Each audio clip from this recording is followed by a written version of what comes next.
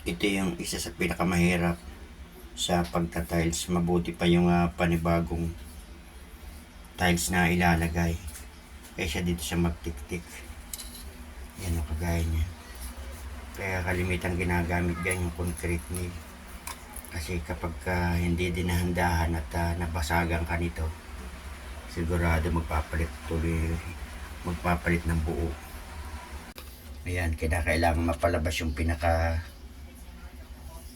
mismong linya ng tiles para dito ipapantay.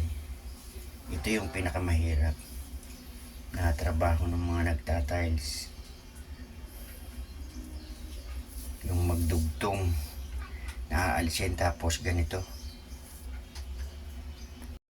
Ayan, ang pagtiktik talaga niya napakaselan, kasi pagka nabasag yan ay palit buo.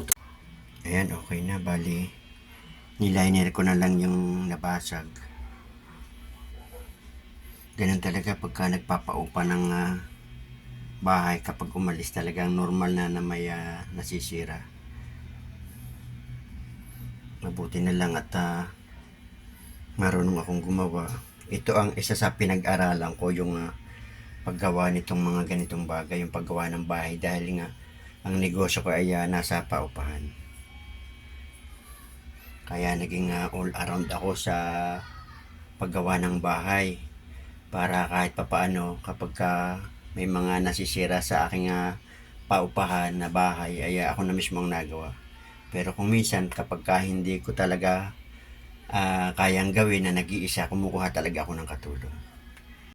Ayan, dagdag kaalaman lalo dun sa wala pang alam.